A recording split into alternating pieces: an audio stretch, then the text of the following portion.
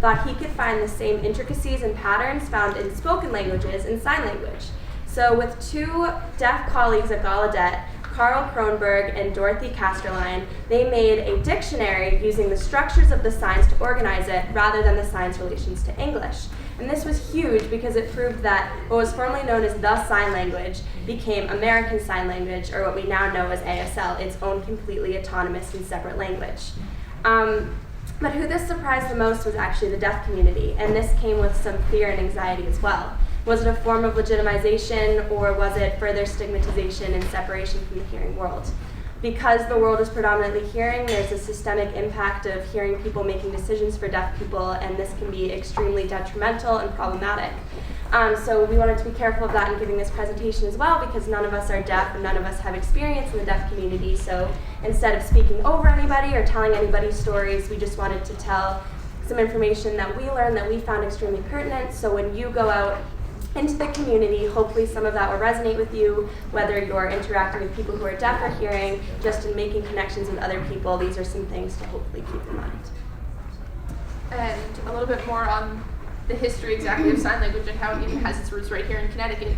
A name that Anna mentioned that you might recognize is Thomas Hopkins Gallaudet, who's the namesake for the University for the Deaf and Hard of Hearing right in Washington, D.C.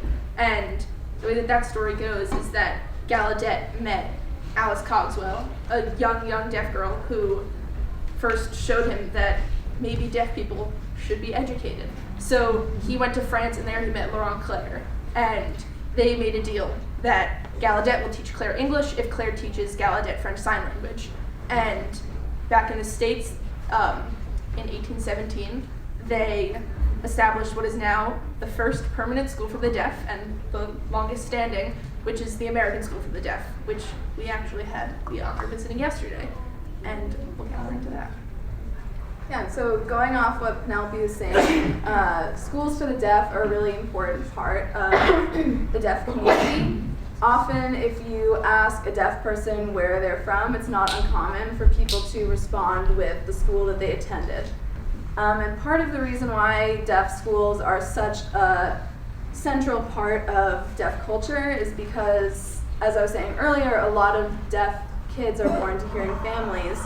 So as young children, they're not surrounded by deaf people necessarily.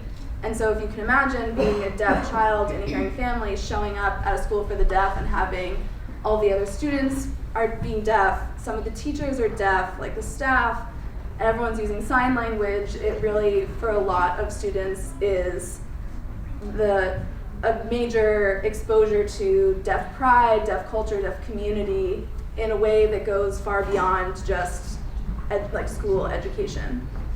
And so within the conversation and the history about educating deaf children, there have been a few different kind of debates among where deaf children should be sent for school and how they should be educated. So one of these debates that we talked about a lot in class is the idea of sending children to deaf schools or schools for the deaf or to mainstream public schools. And often this debate is framed in terms of what is the least restrictive environment. So some people would argue that the least restrictive environment for these kids is to go to the mainstream public school that's closer to home and closer to their families, whereas others would argue that the least restrictive environment would be a school for the deaf where they can be educated simultaneously in ASL and in English and be surrounded by their deaf peers. And along those lines, the other debate that we discussed a lot and that has been very tumultuous throughout history is the debate between Manuel Ism and Oralism. So historically, before sign language was really acknowledged as a language, it was not uncommon for deaf children to be educated using oralism, which is the idea that deaf children should learn to understand spoken language by lip reading, and then they should learn to use their voice to then communicate back to others. Whereas manualism is the idea that students should be educated using sign language. And While this has been a long-standing debate among the community, what is now kind of practiced in a lot of schools is a combination of both.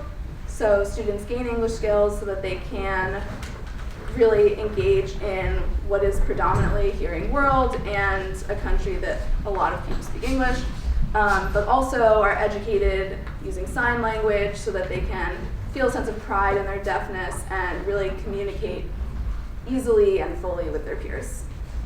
And so yesterday we had the privilege of going to the American School for the Deaf, as Penelope mentioned, and Emily is going to talk a bit more about that. Yes. So yesterday we got the opportunity to go to the American School for the Deaf in Hartford. It was really interesting. Like Sarah said, deaf schools foster the deaf culture, so that people can share their language with themselves and communicate without having to try to accommodate to the hearing world. Other places such as this are deaf clubs, deaf sports clubs, and deaf theater. These all show that the deaf community has their culture and they're able to do everything we can do, everything a hearing person can do except hear. I thought it was really interesting. I really liked how, as we drove up to ASD, right under their sign for the school, it said always able, which shows that deaf people can do anything except hear. There doesn't have to be this huge stigma to think deafness is a disability. One thing I thought was really interesting that we had read about in one of our books was the lingering goodbye at deaf clubs. So if you think about it, we live in a predominantly hearing world, and deaf people have to accommodate to that most of the time. And back in the 1960s, 70s, when deaf clubs were very prominent, they would come and people would come and convene and talk and just be able to forget that they live in the hearing world and be with people who share the same language as they do. And when these clubs would close because they can't stay open all night, the people who would come would try to stay as long as possible because they just want to hold on to that sense of community for as long as they could before they had to go back to the real world.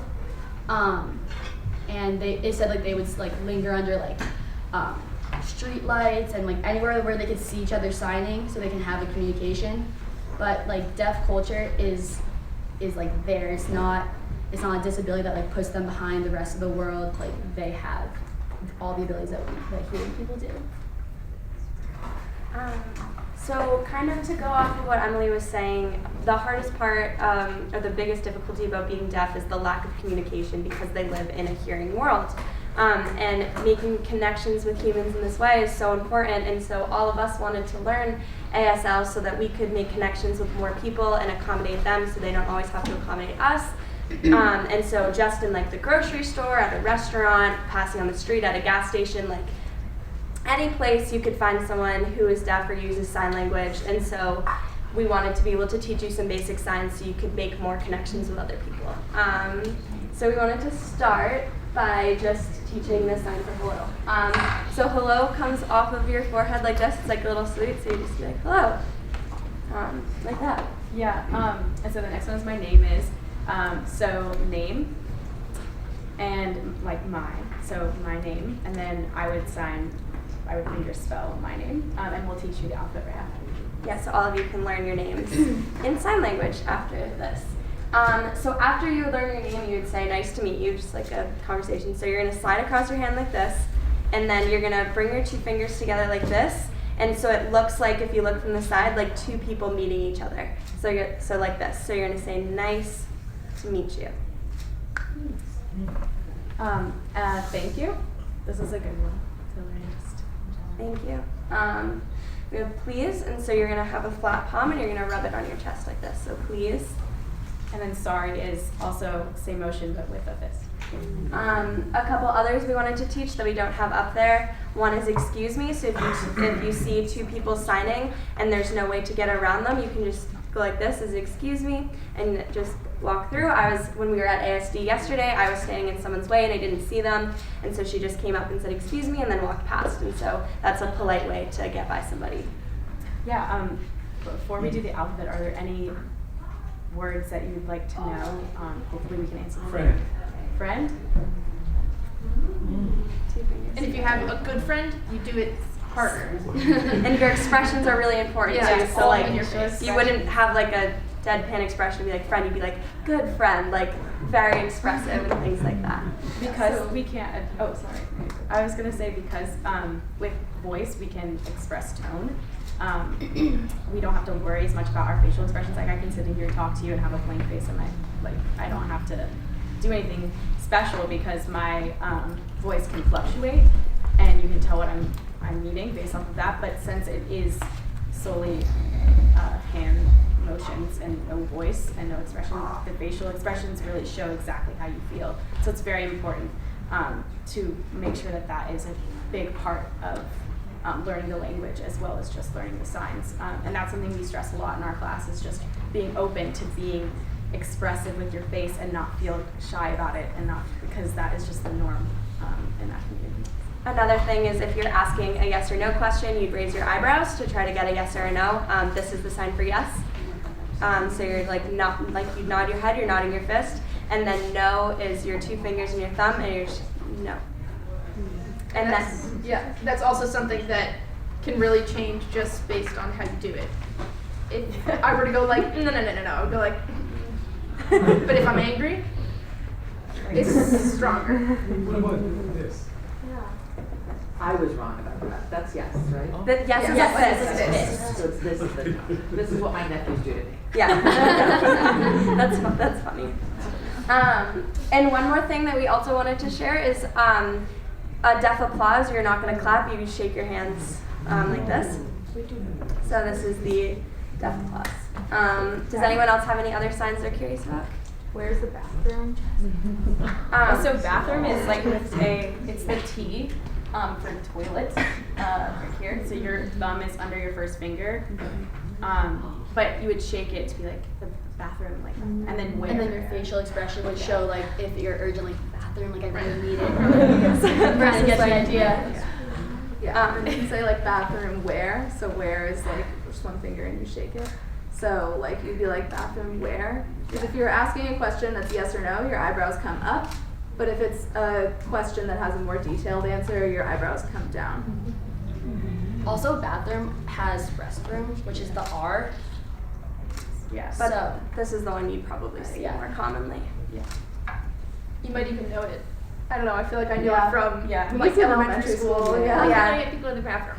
In my kindergarten, instead of saying we had to go to the bathroom, we would just go like this, and our teacher would excuse us. And so that was the first sign I ever learned, except for baby signs. I would do like more, Or, like, and things same. like this.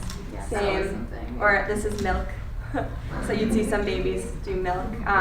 Just a fun fact of like babies can learn to sign before they learn to speak. So you'd see even hearing babies and deaf babies alike have signs like more and milk and same and things like that.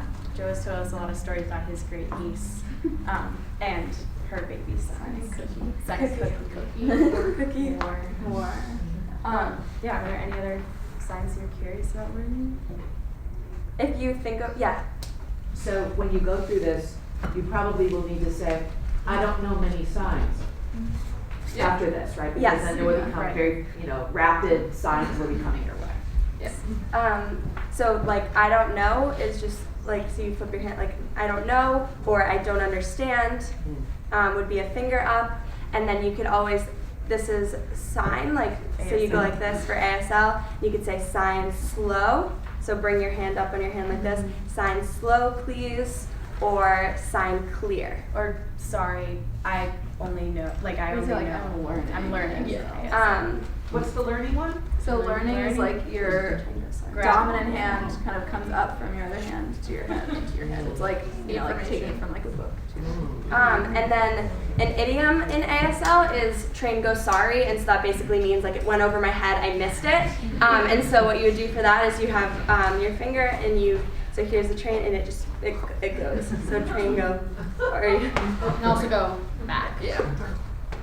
So just different things like that you could use to just be like, I'm sorry, I don't understand. No, people who we tend to sign when we don't know what we're doing. For example, money. Some people do it like this for money. Is Yeah. that right? Is Absolutely. Yeah, There's yeah, you signs can do that common this. people do that you get that actually sign language. Yeah. Like that's what I was gonna Yeah, say. yeah. There's iconic signs, which are like they're signs that you would understand if you didn't have to learn them. So kind of like cognates in other languages. Oh. So like they're there's a cool Something like swimming. like swimming. That's how you would sign yeah. swimming as well, and even as hearing people, we. So how do you do money? Money? Yeah, money. Well, this is like You could do this. This would be So- Yeah, understood. understood. But the like sign for money that we learned in our Yeah. textbook is money. yeah. Dollar. Which I also feel like is With used. either hand, it doesn't matter. You Yes. use your dominant hand, But you can use both. but it's it's completely understood either way. Yeah, so something that a friend of mine once told me is that in sign language, you typically have a dominant hand to sign with. It's not necessarily always the hand you write with, but you want to just keep it consistent, and flipping back and forth just gets visually confusing, and it's kind of the equivalent of having a stutter in a spoken language. So like you would still be understood, but it's just a little clumsier. I'm left-handed, but I sign with my right hand.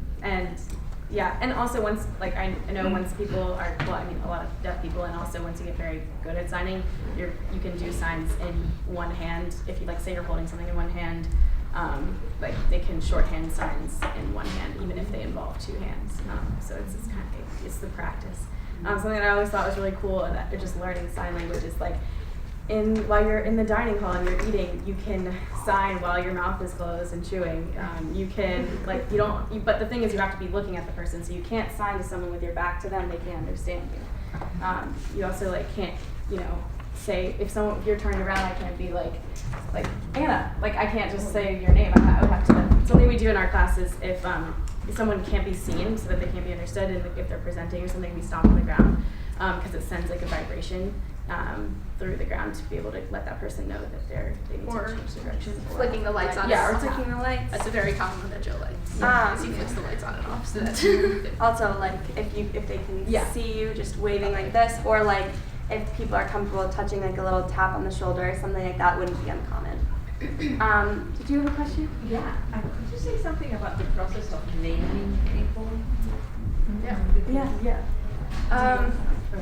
Sarah, do you want to? Well, I was talking about this at the beginning, but so in sign language, typically the way that you would introduce yourself is to finger spell out your name. So for example, my name is Sarah, and then you'll have a name sign that goes along with that. So mine is Sarah.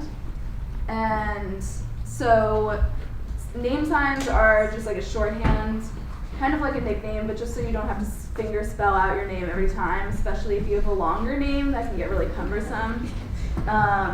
And name signs are something that you are given by somebody in the deaf communities, and it often is something having to do with your personality or the activities you like to do or a physical characteristic, and so that becomes your unique identifier. And so Sarah's, I don't know if you said this, but hers was for her smile, it's right by her face, and she has a big smile, so that makes sense. Our Professor Joe, he is currently bald, but he used to have really long hair. So Yes. name signs can be given to you based on a physical characteristic. So many, many years ago, whether you can believe this or not, I had a lot of hair, and it was wavy. So upon my introduction to the deaf community, this is Jay, and I was given this for my wavy hair. So on my last visit to ASD, some of the students looked at me and said, we may need to change that J over here to this. I said, no.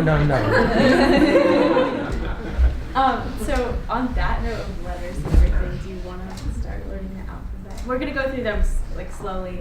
We have some kind of tricks, Anna has some kind of tricks of learning some of them. Yeah. Okay, so you can see here, so you can just follow along with us, but the first one is A. And so when I was presenting this, I kind of thought of an apple, round and compact, so A.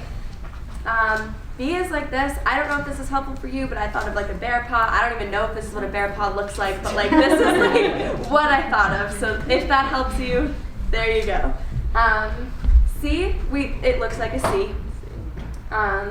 Same with D. E. This analogy might not be useful to anybody in the room, but did anybody watch the show Ubi with the hand that had googly eyes on it? All right, so, well, if you have, this looks like the grandfather hand, and he looked exactly like this, and so I thought of Ubi to remember E. I promise you, go look it up when you're out of here. It's a great analogy.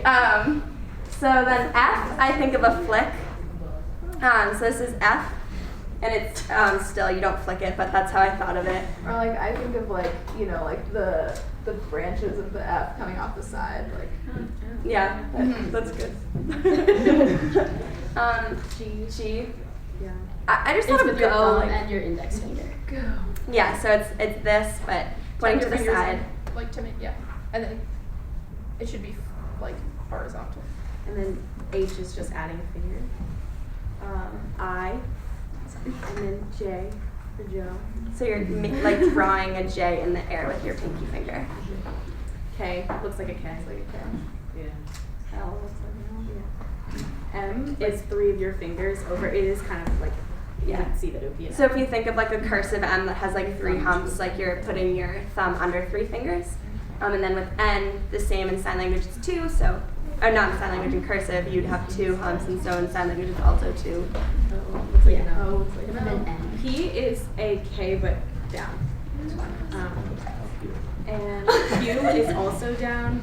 P and Q are the 2 letters that are pointed down. Yeah, so Q is an upside down G. Yeah. R, so I think of the word wrap, you're wrapping your fingers. I know that starts with the W, but, but yeah, I know, not that kind of wrap, but wrap, W-R-A-P, but it has the R sound, so R. S, I think of snug, so you're in a fist and it's snug. A is here with your thumb on the side, and then S is in front. That's just the only difference. T, so I always thought of it as a little turtle head poking out, but if that's not helpful to you, just remember toilet is a T that you shake. Turtle toilet, something. U kind of looks like a U because it's Yeah. V separates. Pointing up. W. X. So I think of a pirate hook, and X marks the spot. So if that's helpful to you, that is how I remembered it when I first was learning. Y looks cool. Y. And then Z is So with J, you're drawing a J with your pinky. This is with your pointer finger, and you're making a Z. So if Rachel and I were to introduce ourselves to each other, because now we know my name is, nice to meet you, and the alphabet, I would say, hello, my name is Anna. And then I would say, what's your name? And then, nice to meet you. So if anyone wants to introduce themselves to anyone around them, to us, or have help learning their name, because we went through the alphabet. Can you do the demo slower? Yes. Yes. So I'd say, hello, We'll just what name you? You can even just say name you. Yeah. And then Fingers my name. And then your fingers spell your name, so mine would be R-A-C-H. Oops, sorry. And so then she would ask me my name. Yeah. In the same way, I would say my name is A-N-N-A.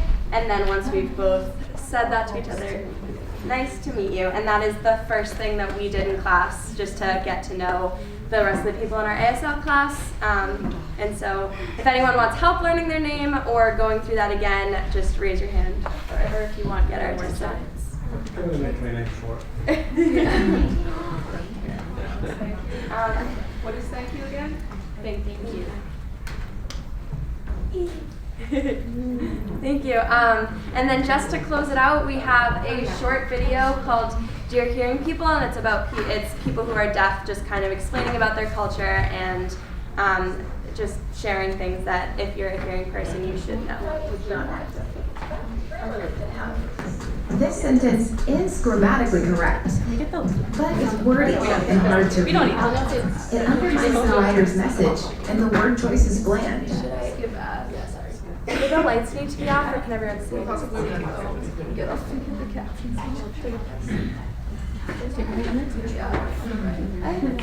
No, take it off. It's very Russian. Oh, are they going to be speaking in Bulgarian? No. We good? Yes. Yeah.